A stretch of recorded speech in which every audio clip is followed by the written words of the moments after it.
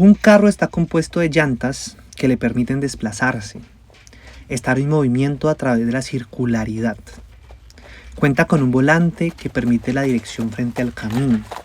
Cuenta también con una palanca de cambios que permite sostener las intensidades. Cuenta con frenos fundamentales para encontrar el ritmo del movimiento y saber cuándo parar o adelantar. Cuenta con un sistema de seguridad en caso de accidentes, puertas y ventanas para contemplar el firmamento, entrar y salir. Al mismo tiempo, es posible transportar a otros, pues en un carro caben generalmente más de 2 personas. Cuenta con todo un sistema eléctrico que le permite funcionar. Al mismo tiempo, necesita gasolina para encender su motor. En efecto, podemos contemplar la gran metáfora de la psique en relación al carro. Hoy, en honor a todos los medios de transporte, empezando por los caballos, los burros, los elefantes, y si nos vamos un poquito más atrás, inclusive los mamuts. Hoy, desde las primeras bicicletas, los carruajes, desde los orígenes del transporte, inclusive podríamos remitirnos a los orígenes mismos del movimiento. Hoy vamos a hablar del arcano número 6, el carruaje. Hoy vamos a hablar del medio de transporte más importante, medio de transporte para la psique, para el alma. Hoy vamos a hablar del cuerpo. Reimagina Podcast. Volver a imaginar lo imaginado. Bienvenidos a este espacio para la psicología profunda con alas del cóndor. Soy Yael y me dedico a crear espacios para la salud mental y el autoconocimiento y voy a acompañarlos en este episodio.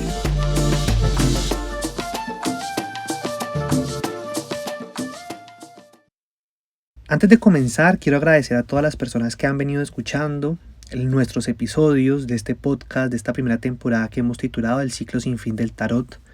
Hoy ya vamos por el arcano número 7. Hemos logrado tejer, hemos logrado crear, hemos logrado darle palabra, música, imagen. Para nosotros, para el equipo detrás de todo este podcast, ha sido una experiencia de transformación, de aprendizaje, de conocimiento, de ingenio, de inspiración. Estamos muy contentos de poder compartir y hacer posible este espacio. Quiero agradecer a todas las personas que nos han escrito, a sus preguntas, a sus aportes, inclusive a los comentarios que nos han ayudado a expandir un poco las imágenes, las contemplaciones, los símbolos que hemos venido de una otra forma acercándonos. El tarot, como lo hemos dicho en episodios anteriores, no es un manual, no es una guía establecida, no es un mapa completamente elaborado, sino que por el contrario es un camino, es una exploración, es un tejido que vamos estudiando en la medida en que lo vamos reimaginando, en la medida en que nos permitimos adentrarnos en las imágenes y darnos cuenta que son imágenes que ya hacen parte de nuestra vida, de nuestra cotidianidad, de nuestra memoria, de nuestra historia. En ese sentido, cuando estudiamos el tarot desde la psicología profunda, nos estamos acercando a un mapa simbólico que hace parte de los arquetipos mismos de la vida, arquetipos que hemos venido explorando, como lo puede ser la locura, como lo puede ser la creatividad, la gestación, el deseo, el poder, etc. Y que de una otra forma son esos diferentes aspectos, esas diferentes fuerzas que nos acompañan en este gran misterio, en esta gran exploración que es contemplar nuestro mundo interior. Hoy vamos a hablar del arcano número 7. En algunos tarot es llamado el carruaje, en otros el carro. Cada tarot tendrá la forma de representarlo, de imaginarlo. Aquí la invitación es que podamos reimaginarlo, cada uno de nosotros desde su propia exploración. Y me gustaría aprovechar que vamos a acercarnos a este arcano para relacionarlo directamente con un tema fundamental dentro del campo de la psicología, que es el cuerpo. Un tema que en algunos momentos y en diferentes épocas históricas, tanto diferentes enfoques científicos, filosóficos, lo han venido desvinculando, ¿no? Entonces tenemos desde Descartes toda la defragmentación, la separación entre cuerpo y psique, entre el alma y el cuerpo. Tenemos ciertas religiones religiosas en donde el cuerpo se considera como un vehículo del pecado, de la decadencia, un cuerpo que debe ser superado, un cuerpo que debe ser negado para su trascendencia. De una otra forma, en muchas culturas también el cuerpo se convierte en un vehículo para el castigo, para el sufrimiento, para el padecimiento. Es muy interesante que podamos no solamente contemplar las maneras en que en cada época, en cada cultura, se piensa, se imagina, se habita el cuerpo, pero acá lo más importante, o por lo menos desde esta perspectiva, más desde la individuación, es que podamos ya en este arcano contemplar de qué forma habito el cuerpo, de qué forma quizás me enseñaron a habitar el cuerpo, a imaginar mi cuerpo, cuáles son esas imágenes que heredamos, positivas, negativas, algunas llenas de poder, algunas llenas de debilidad, de sufrimiento, de castigo. El cuerpo creo que es un tema fundamental a trabajar dentro del proceso psicoterapéutico, porque es desde el cuerpo que imaginamos, es con el cuerpo que imaginamos. La conciencia, el inconsciente, no están desvinculados del cuerpo. En algunos momentos podemos llegar a pensar o imaginar que el inconsciente es un mundo abstracto que vamos a encontrar en el más allá o en la quinta esfera, pero no. El inconsciente habita el cuerpo, el inconsciente está en el cuerpo, en el ADN, está en los huesos, está en la sangre, está en los órganos, está en los tejidos, está en el movimiento consciente de cada una de las células, de cada uno de los átomos de nuestro organismo. El psicoanálisis diferencia lo que es el cuerpo de los órganos y del organismo. El organismo lo podemos ver desde una perspectiva celular, desde una perspectiva del tejido, desde una perspectiva que inclusive va más allá de la conciencia. El organismo está vivo y es autónomo. No depende de mi razón que mi corazón palpite, no depende de mi pensamiento que mi estómago haga digestión. Aunque está vinculado, de una otra manera el cuerpo está vivo y es autónomo por sí mismo. Tiene sus propios movimientos, su propia memoria, sus propios formatos, sus propias fuerzas. Cuando estamos hablando entonces del cuerpo, no nos estamos remitiendo al hablar de órganos o de organismos, estamos hablando también de cómo, a partir de todos los sistemas complejos que nos conforman, y como sistemas podemos hablar del sistema respiratorio, el sistema celular, el sistema óseo, ¿no? El sistema circulatorio, y eso hablándolo desde un plano un poco más biológico. Ya si nos entramos en un plano un poco más simbólico, también podemos hablar de diferentes tipos de cuerpos, ¿no? El cuerpo etéreo, el cuerpo energético, el cuerpo magnético. Entonces somos parte de una serie de sistemas interconectados que dialogan constantemente, y el cuerpo vendría a ser esa metáfora, esa forma en la que imaginamos, esa forma en la que pensamos, o esa manera inclusive en la que integramos o desfragmentamos esta complejidad sistémica que nos atraviesa, que nos conforma. En ese sentido, el cuerpo está configurado como una máquina de imaginación. El cuerpo podríamos contemplarlo como una especie de horno alquímico en donde se movilizan diferentes elementos, algunos conscientes, algunos inconscientes. Esto en la psicología junguiana le vamos a llamar la energética de la psique, y es de una otra manera cómo se dan estos intercambios entre la conciencia, entre el inconsciente, ¿sí? Entre lo que tiene cuerpo y lo que es invisible, entre lo que tiene forma y no tiene forma, entre lo que podemos entender y lo que siempre estará al margen del misterio.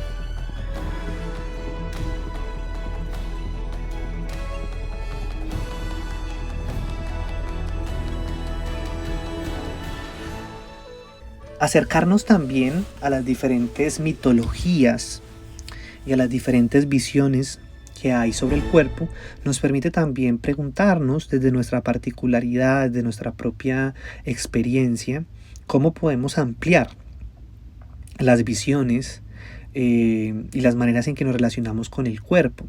Por eso es muy interesante que podamos acercarnos a diferentes culturas, a diferentes mitos, a diferentes relatos, a diferentes cosmovisiones. En ese sentido vamos a ver que el cuerpo es un problema filosófico. el cuerpo se ha pensado desde la espiritualidad, desde la religión, desde la ciencia, desde la antropología, desde la poesía. Y es muy interesante porque aquí con el carro, en este arcano 7, cerramos la primera línea, el primer ciclo, el primer círculo del tarot. Desde el arcano 1 con el mago hasta el arcano 7. Recordemos que tenemos 22 arcanos, 23 si contáramos al loco, pero el loco es el número 0, por ende el loco está por fuera. El loco no tiene una ubicación, el loco es un abismo, el loco es un vacío, por ende no está ocupando un lugar. Pero hablamos que del arcano número 1 al arcano número 7 es el primer ciclo de aprendizaje. De una otra forma, lo que hemos venido trabajando en estos primeros 7 arcanos tiene que ver con las bases fundamentales de la psique, ¿sí? La relación con la madre, la relación con el padre, nuestra relación con la locura, con la creatividad, con la gestación, con el deseo, con el gobierno de sí, ¿no? Con el poder, con la trascendencia. Y en ese sentido, pues en el último episodio veíamos también el enamoramiento, el espejo, ¿no? Y cómo ir más allá del espejo para empezar, digamos, a habitar y a preguntarnos qué significa enraizar el amor más allá del enamoramiento. Los invito a que puedan escuchar los podcasts, los episodios de este podcast que hemos venido desarrollando hasta ahora. Y ya aquí con el carruaje, de una otra forma, se culmina, se integra. Es decir, ya contamos con los recursos para el proceso de individuación.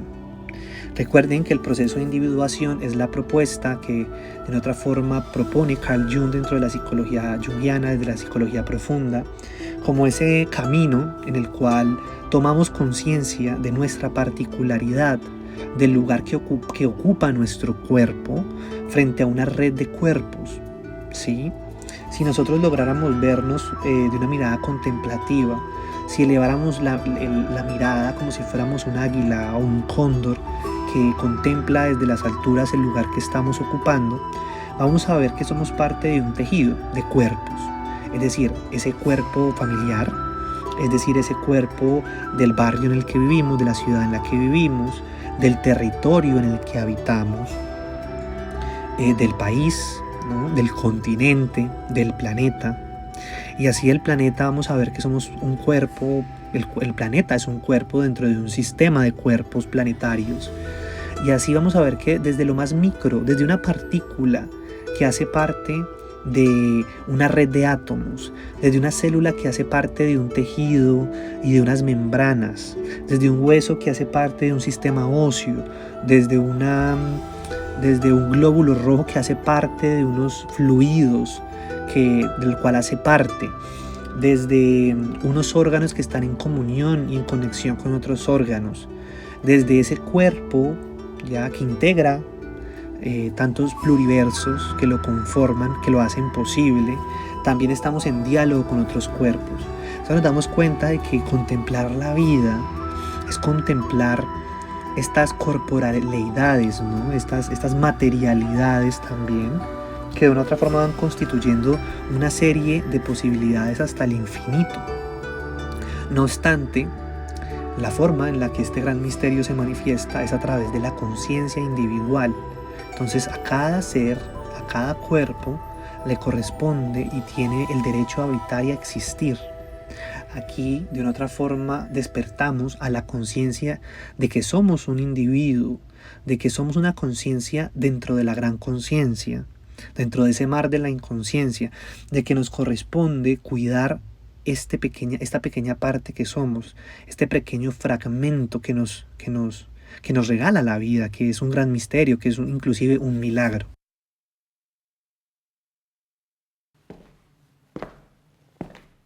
Y es entonces, a partir de esta contemplación de nuestra individualidad, que de una otra manera empieza ese proceso de maduración de la psique. La maduración de la psique no lo veamos como un camino de moralizarnos o de encontrar estereotipos o caminos ideales de lo que debería ser la existencia, sino que veámoslo como una especie de movimiento contemplativo, interpretativo hacia nosotros mismos. En ese sentido, De una otra forma, la conciencia, cuando se hace consciente, ¿no? Valga la redundancia, de que existe como particularidad, de una otra manera le lleva también a tomar responsabilidad de sí. Y esto es interesante, ya aquí empieza un problema filosófico muy complejo, que es la responsabilidad frente a la existencia, que muchas corrientes terapéuticas, filosóficas proponen como algo fundamental, ¿sí? En la medida en que yo soy consciente que soy un ser, de que hay una individualidad, de que mi vida corresponde en función de mis propias decisiones, de mis propios tejidos, de mis propios contenidos, de que me corresponde aprender a cuidarme, aprender a habitarme. De una otra manera, pues es una postura fundamental.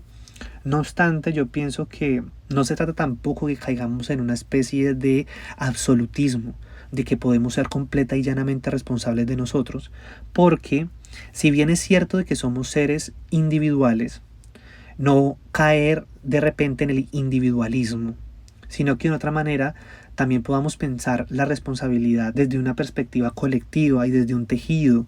Es decir, ser responsable conmigo es también aprender a ser responsable con el otro, aprender a ser responsable con los tejidos en los que cohabito, es aprender a co-crear desde el encuentro, desde el diálogo. Y si bien esto no es quizás un absoluto o una forma perfecta o moral de la cual tengamos que llegar, sí es un ejercicio que es fundamental, inclusive tomando conciencia de nuestra irresponsabilidad, inclusive tomando conciencia de que hay aspectos de nuestra existencia que no pueden ser atravesados por la responsabilidad. Porque no todo depende de nosotros, no todo depende de nuestra conciencia, y de una otra forma también es entender que la fuerza inconsciente siempre va a ser parte y estamos en diálogo con estas fuerzas.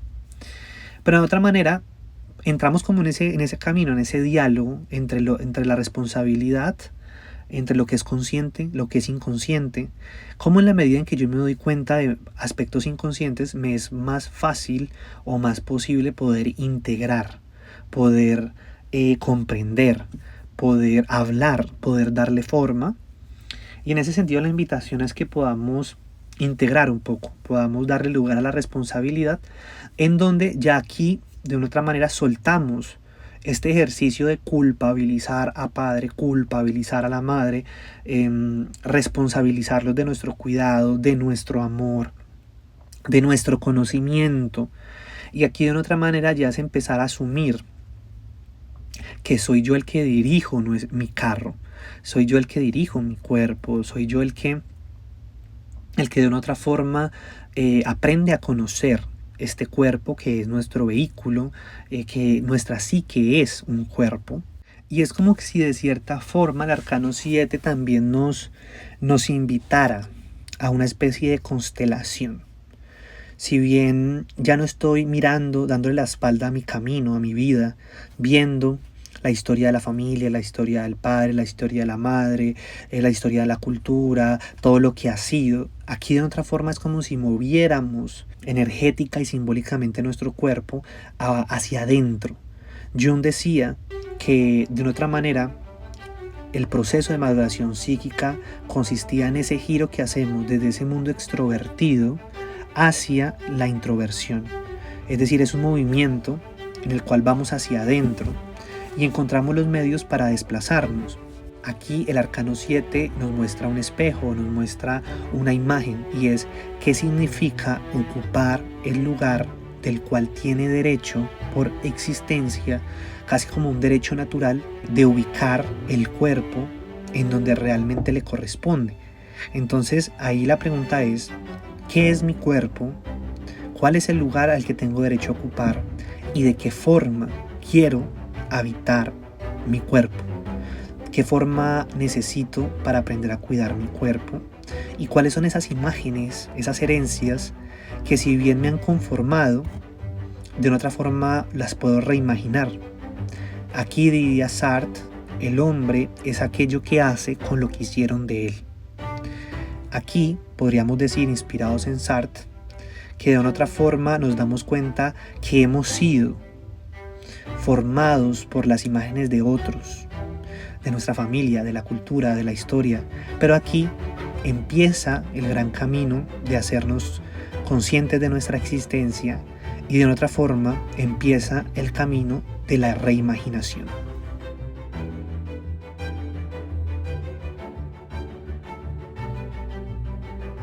Si hacemos una amplificación también del cuerpo y de cómo este arcano está representado a través de un carruaje, podemos hablar de Helios, que era la personificación del sol en la cultura griega, y a Helios lo representaban como un personaje, como un hombre que de otra forma estaba llevando un carruaje de caballos luminosos.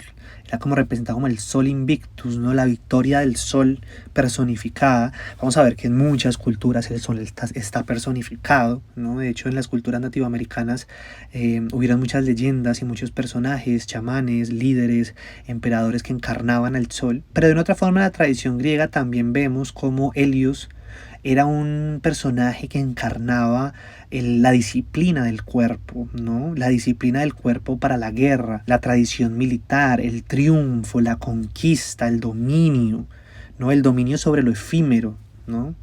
En otra forma también esto del sol invictus representaba la victoria, la fama encarnada en el cuerpo. Aquí vemos también que en la tradición griega empiezan o podemos encontrar los orígenes de los grandes estereotipos también sobre el cuerpo. Por ejemplo, en la tradición helénica se instauraron ciertos modelos de cuerpo que podemos ver representados a través de diferentes estatuas, cuerpos que de otra forma representaban la belleza estética de lo masculino, de lo femenino, sobre todo en el modelo del guerrero, ¿sí?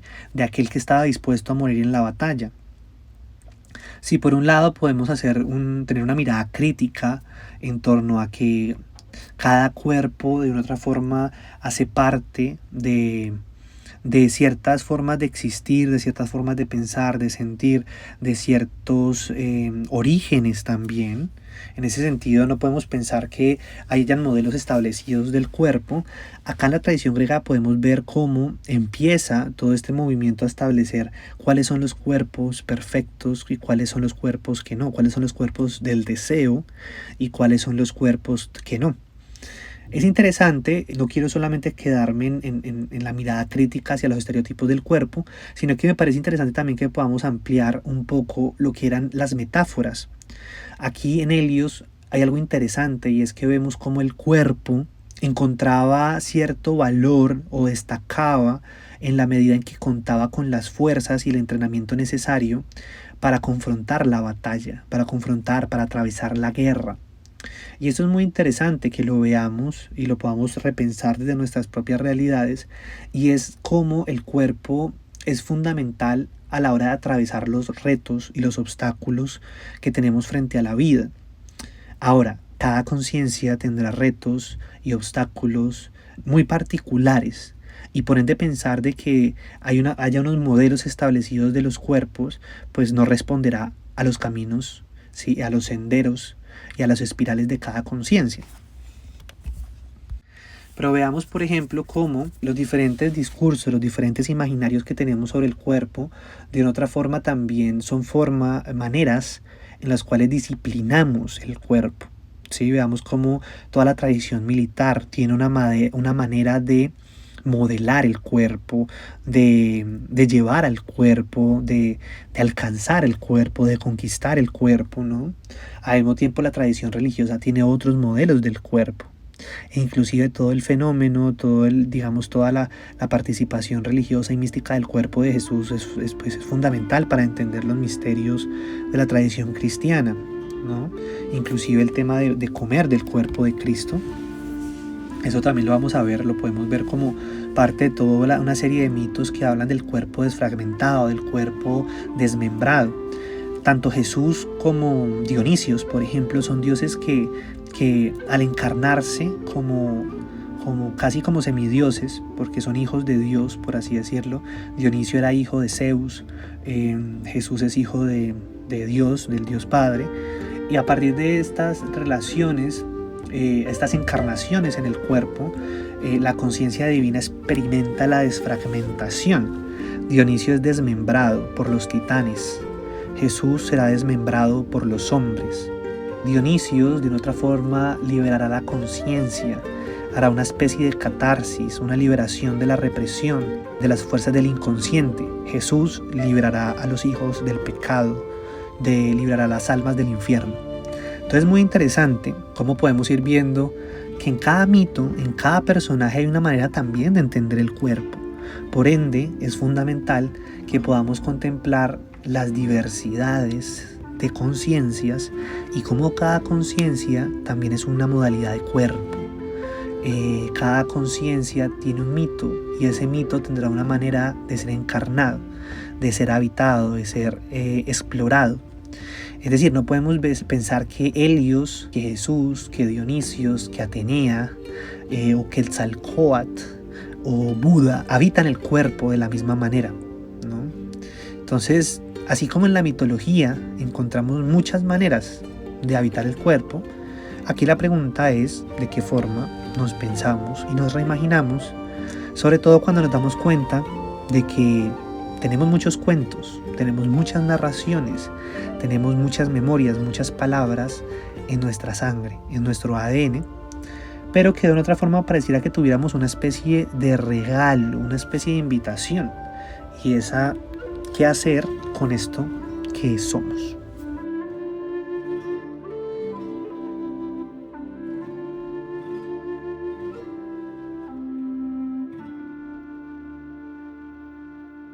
El carro, el carruaje, también si nos acercamos un poco a la tradición filosófica, lo podemos ver como una de las imágenes de los mitos que propone Platón. El mito del carro alado. Platón utilizó la imagen del carruaje representando a un hombre que llevaba un carruaje, dirigía un carruaje y al mismo tiempo este carruaje era arrastrado por dos caballos. Uno de estos caballos representaba la razón y otro de estos caballos representaba la irracionalidad. Uno de estos caballos de repente representaba las fuerzas del bien y otros representaban las fuerzas del mal. De una otra forma, depende de ese personaje, ¿no? De ese avatar, desde el psicoanálisis podríamos decir del yo como función, poder, digamos, administrar, poder dirigir, ¿no? Pilotear, diríamos, este carro y esas fuerzas que lo movilizan, o de lo contrario, de otra forma los caballos tomarían el control y arrastrarían al corcel, inclusive tumbando el carro. Entonces es muy interesante, ¿no? Aquí podamos imaginarnos, acá no tomemos al pie de la letra ni a Platón, ni tomemos al pie de la letra ninguno de estos modelos o de estos cuentos, sino que veamos interesante es, imaginémonos que nuestro cuerpo es un carruaje y que ese carruaje está gobernado por caballos. ¿Qué características tendrían esos caballos en este momento? ¿Cuáles serían las polaridades? ¿Hacia dónde estaría dirigido la fuerza de cada uno de estos caballos? ¿Cómo me siento? ¿Cómo siento a mi yo o a esa parte consciente que administra la conciencia interna, movilizándose a través de estas fuerzas? ¿Cómo siento al carruaje que es el cuerpo, ¿no? Esto es una propuesta a través de la imaginación para contemplar de qué forma también nos dirigimos frente a los espirales de la vida. Aquí es muy interesante y muy frecuente cómo a veces tenemos sueños en los que vamos manejando un carro, vamos en un vehículo o montando un caballo. De otra forma es interesante que podamos ver esa metáfora, ¿no? Del vehículo, del transporte, del movimiento, cómo está el territorio, de cómo está el camino, de qué forma me movilizo a través del camino.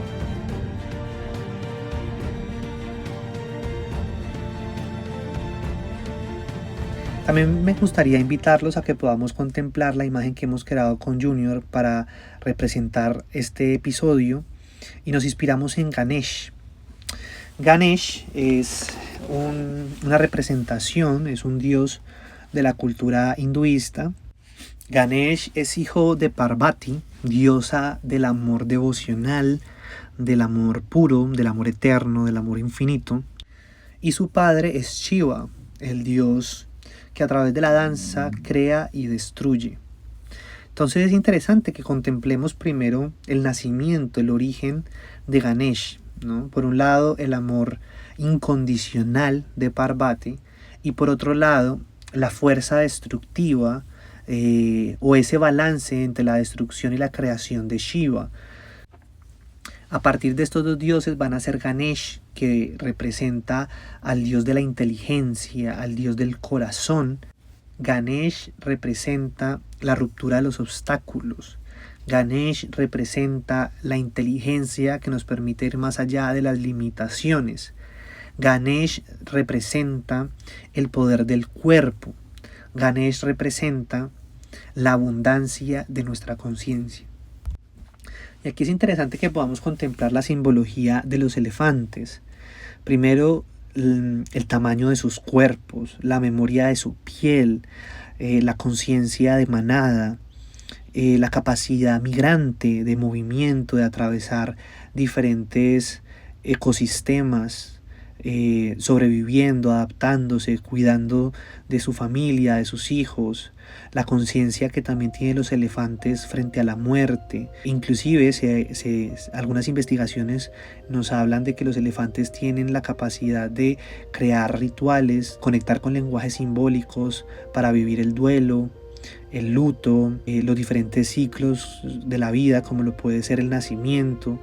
Entonces es muy interesante cómo podemos también contemplar esa mirada del cuerpo que podemos ver a través de los ojos de Ganesh como un vehículo o como unas fuerzas que se configuran en un espacio, en un espacio cuántico, en un espacio atómico que constituye esa materialización de la energía a través del cuerpo, y que de una otra forma el cuerpo cuenta con recursos para romper los obstáculos, para adaptarse. El cuerpo es un vehículo en donde podemos profundizar para encontrar recursos, los recursos necesarios que ya están en nuestro inconsciente, que son parte de una herencia, de una memoria, y que en estos recursos, en esta abundancia que hace parte de nuestro corazón, están las fuerzas necesarias para la transformación, para la liberación. Y en otra forma, la inteligencia que propone Ganesh es la inteligencia del corazón, son las imágenes del corazón. Y en ese sentido, en la medida en que vamos conectando con esa fuerza de la creación y de la destrucción del Padre, o ese amor incondicional de la Madre cósmica, vamos encontrando también la inteligencia para abrir nuestro propio camino. El arcano 7 lo vemos como una danza de Ganesh tocando el tambor, ese tambor Lakota que representa el corazón, el latido de la Madre Tierra, y cómo a través de la danza de su padre y de su madre encuentra su propia danza, encuentra su propio ritmo, encuentra su propio latido, y en otra forma se abre la posibilidad de una inteligencia con conciencia, una inteligencia de un amor que va a encontrar los recursos necesarios para su propia abundancia.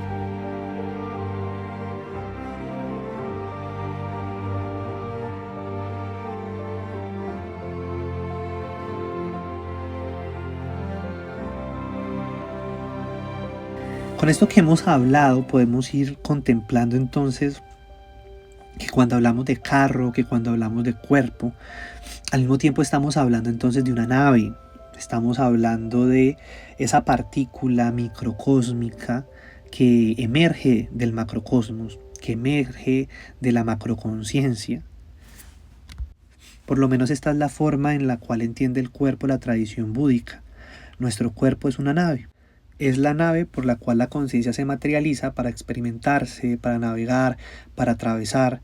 Y es muy bello porque en el budismo el cuerpo no solo es el vehículo para salir o explorar y adentrarnos en la aventura y en lo desconocido, sino que el cuerpo principalmente es el vehículo con el cual el alma vuelve o retorna a su origen. Podemos entonces entender el cuerpo como ese vehículo que hace posible esa alquimia. De una otra manera podemos ver también cómo el cuerpo es esa mesa del mago en el cual se moviliza el fuego, como podríamos ver el instinto, la intuición, en el cual se mueven las aguas, es decir, las emociones, los sentimientos. Es esa alquimia en donde también se mueve el aire, el pensamiento, el intelecto. y en donde por supuesto se materializa la tierra, los huesos, los órganos, el cuerpo mismo. Entonces es interesante, ¿no?, que podamos ver también como desde la tradición nativoamericana, en la cual entendemos que el cuerpo está constituido a través de los elementos, y en ese sentido el cuerpo es ese temazcal, es esa nave, es ese horno, es ese altar, es esa geometría en donde acontece el movimiento de los elementos que para la tradición nativoamericana son los abuelos, son los ancestros, pero no visto los abuelos o los ancestros como personas, sino como encarnaciones de los elementos fundamentales que originan la vida: el agua, el fuego, la tierra, el aire. Para muchos es muy conocida esta canción: tierra mi cuerpo, agua mi sangre, aire mi aliento y fuego mi espíritu.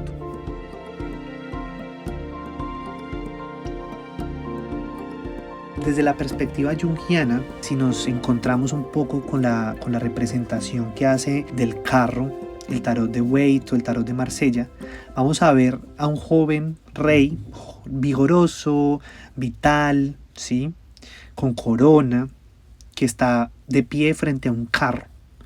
En algunas representaciones este carro está llevado por dos esfinges, una color blanca y otra color negro.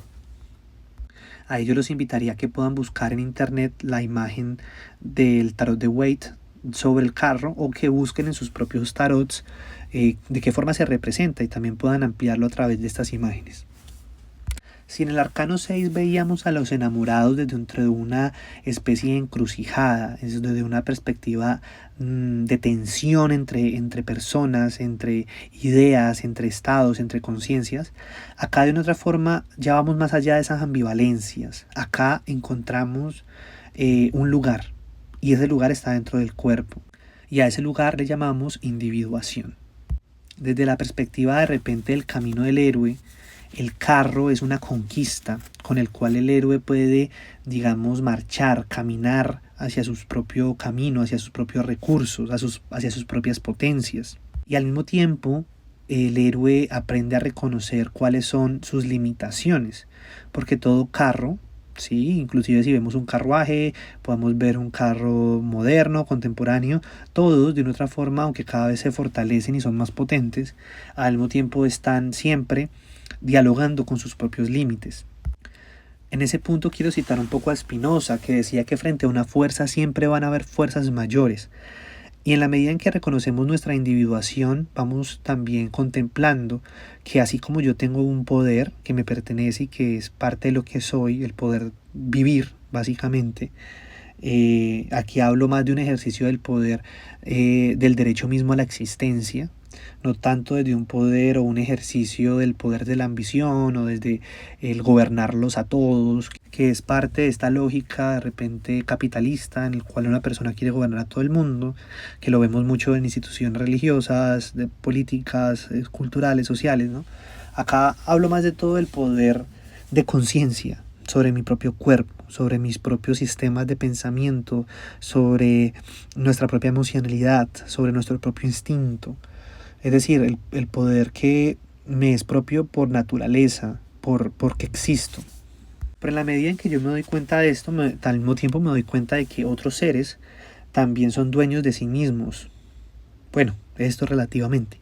Pero en efecto, lo que podemos ver es que la conciencia siempre está en diálogo con otras conciencias. Y por ende, el poder, como diría Michel Foucault, no se tiene, sino que se ejerce. Cada día, cada relación, cada encuentro, de una otra forma es un intercambio del poder, es un ejercicio del poder. Y acá es interesante, y lo veíamos con el arcano en episodios anteriores, no es pensar el poder desde un macropoder o desde un uso en el cual el poder implique el gobierno del mundo, el gobierno de todo, o inclusive un manejo tirano del poder, que lo podemos ver en ese aspecto en sombra del emperador o de la emperatriz, sino que veamos acá que el poder es un diálogo constante y es un diálogo que hacemos desde el cuerpo y en relación con otros cuerpos. Entonces es interesante cómo poder explorar esos poderes, cómo poder explorar esas potencias que no solamente se darán a través de la razón, sino que también se dará a través de todos esos elementos que hablábamos ahora. En ese sentido, poder explorar las aguas, los fuegos, los aires, las tierras que nos habitan, son maneras también de poder reimaginar. Como decía también Claudio Naranjo cuando hablaba de la metáfora de los viajes con ayahuasca o con enteógenos, decía que el proceso no consistía solamente en adentrarnos en un viaje de la conciencia, ir más allá de los límites de lo conocido, sino que el verdadero proceso consistía en ese camino de retorno a casa. Él lo tomaba a través del mito de Ulises, en el cual su verdadero proceso complejo, su verdadero reto, no fue tanto atravesar diferentes batallas y conquistar y atravesar diferentes aventuras, sino precisamente el regreso a Ítaca. Es allí, en ese regreso, en ese retorno a nuestra propia conciencia, en esa confrontación con nuestra naturaleza misma, con nuestras complejidades, con nuestros fracasos, con nuestros sentires, con nuestros miedos, con nuestros temores, y al mismo tiempo con nuestras bellezas, con nuestros poderes, con nuestras potencias. En ese encuentro con todo esto que me hace un ser, una conciencia extraña, particular, una criatura compleja en este mar de complejidades, es en ese retorno, en ese vehículo a casa, que de otra forma aprendemos a conocernos a nosotros mismos. De otra forma también en el Arcano 7 vemos ese movimiento, ese deseo de la conciencia hacia la fama, hacia la conquista, hacia el mundo exterior, hacia el reconocimiento. Miren que de otra forma muchas veces el cuerpo, cuando hablamos de los estereotipos, de los estándares de belleza, estamos buscando es conquistar ese cuerpo del deseo, ese cuerpo que va a ser observado, que va a ser mirado, que va a ser entretenible, que va a ser reconocido por otros. Y en otra forma caemos o nos ubicamos como presos de este reconocimiento, de esta necesidad de reconocimiento de nuestro propio cuerpo. Pero en otra forma es en ese movimiento hacia adentro, hacia nuestras propias imágenes, que podemos hacer no una conquista del cuerpo en función de lo que el mundo exige o espera o necesita disciplinar o desea o inclusive cuál es el cuerpo que vale económicamente y cuál es el cuerpo que no. Acá vemos cómo esto inclusive se relaciona con las profesiones, qué profesión vale, qué profesión no vale, cómo de otra forma todas estas imágenes, estos caminos sobre el cuerpo, de otra forma nos afectan, nos atraviesan, y más allá de eso es que podamos encontrar esa conquista auténtica, realmente dónde quiero ubicar mi cuerpo, realmente cuáles son los caminos propios, cuáles son los caminos auténticos, y no ver aquí esto como un camino lineal, sino como una danza precisamente, como esa danza en la cual Ganesh abre caminos, rompe los obstáculos, sobre todo para darle paso a la inteligencia del corazón. Y como nos decía Heráclito, los caminos del alma no los caminarás con los pies. Retomando nuestra exploración con la imagen de Marsella, vemos entonces a este príncipe que cuenta con los recursos, con los vehículos para atravesar el mundo cultural, el mundo social. De otra forma, el Arcano 7 y el cuerpo, de otra forma, siempre va a ser esa extensión, la piel va a ser esa extensión. ¿Sí? La imagen, las máscaras, la armadura van a ser estos vehículos por los cuales vamos a atravesar el mundo cultural, el mundo social, el mundo en relación con otros. Entonces, de otra forma, en el Arcano 7 también vemos al carruaje, no solamente, o al cuerpo, no solamente como un sistema atómico, un sistema celular, un sistema biológico, sino que desde allí también somos un sistema biológico que imagina y crea metáforas. En la medida en que creamos imágenes y metáforas, de otra forma creamos nuestra personalidad. Entonces, con el Arcano 7 empezamos a gestar esas máscaras que van a servir como carro, que van a servir como vehículo para atravesar el mundo social.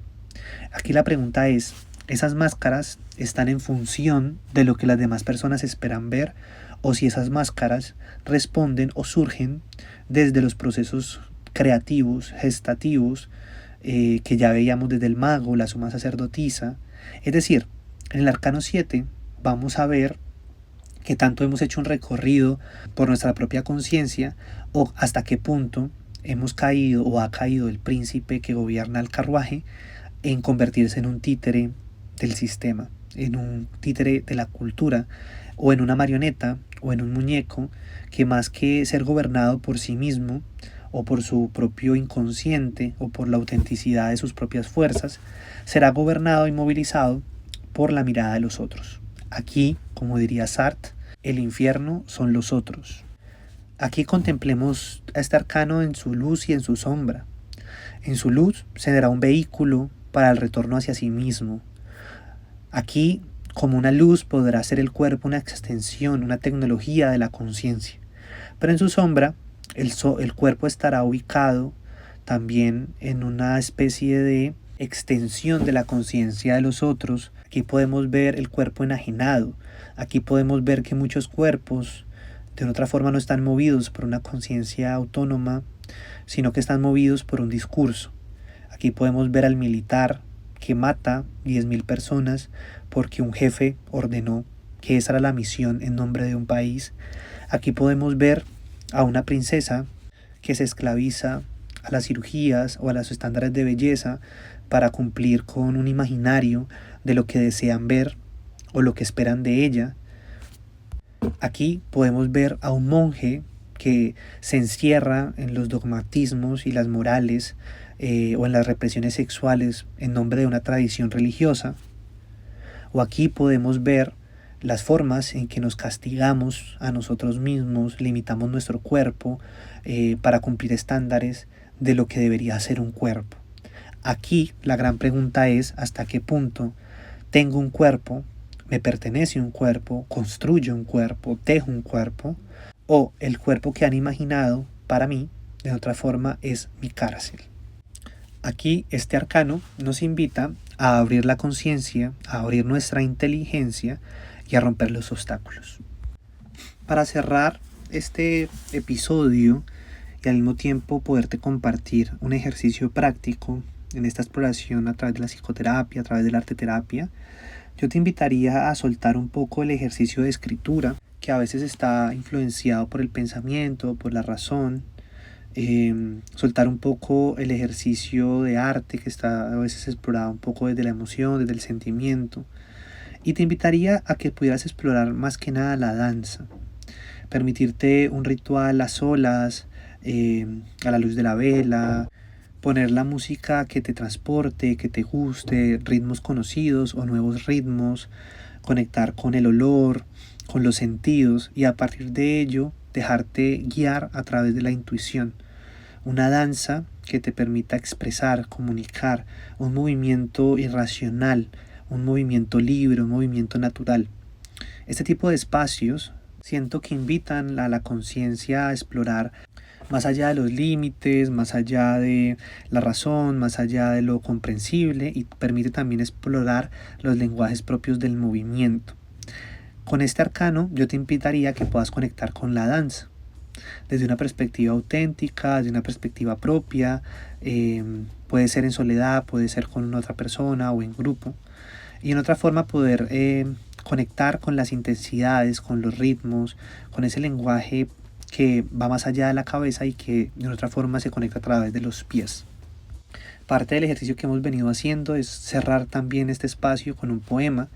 El ejercicio que he venido haciendo en estos 7 capítulos ha sido un poco un ejercicio inspirado en Alejandro Jodorowsky, el cual propone toda una serie de poemas a través de lo que él considera si este arcano hablara y a partir de ello escribe inspirado en qué diría si el arcano hablara. Entonces me he estado inspirando un poco en eso y quiero compartirles este poema. Caballo de trueno, fuerza que hace raíz la energía. Nada se desperdicia, soy el movimiento, soy el reciclaje. Caballo de fuego, me deslizo entre mundos, contemplo desde la altura, viajo ante los tiempos que perecen y renacen. Soy el único tiempo presente, soy la presencia. Soy guerra, aguante, valentía. Soy la resistencia, soy mi centro, flecha en espiral, herida en el corazón, apertura ante la vida, hueso hueco, vigilia y sueño. Búsqueda de visión, abismo de mí mismo, nudo y enigma, angustia, desprecio y apariencia. Soy la intuición natural, oposición, tan viejo como una piedra, tan silencioso como la montaña. Oscuridad que gesta la acción, enjambre de palabra, espejo que asusta, piel de muerto que da fruto. Soy alma diamantina en medio del horror, danza de todos los soles, sostenimiento de toda idea, triunfo del vacío. Conozco el miedo, la muerte, aún así sigo en movimiento. Destruyo, creo y conservo. Soy la inteligencia. Soy la danza de las cenizas, la abundancia de la eternidad. Es mi corazón una ofrenda a los dioses. Es mi corazón un soplo de origen.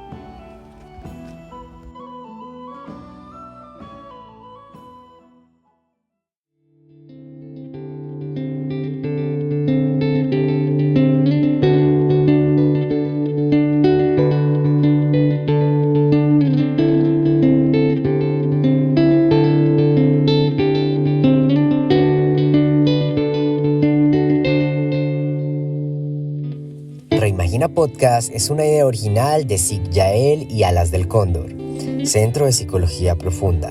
Creamos espacios para la salud mental y el autoconocimiento, buscando experiencias transformadoras de conciencia, integrando saberes ancestrales y contemporáneos. Puedes conocer más sobre nuestra labor y espacios terapéuticos en www.alasdelcondor.com o buscarnos en las redes sociales como @Círculo del Cóndor. En este episodio, la imagen de portada, creatividad y diseño visual es de Junior Díaz Cotrino y el diseño sonoro en colaboración de Juan Valentín Salcedo Santa Coloma. La banda sonora por Lechique de Pelo Azul.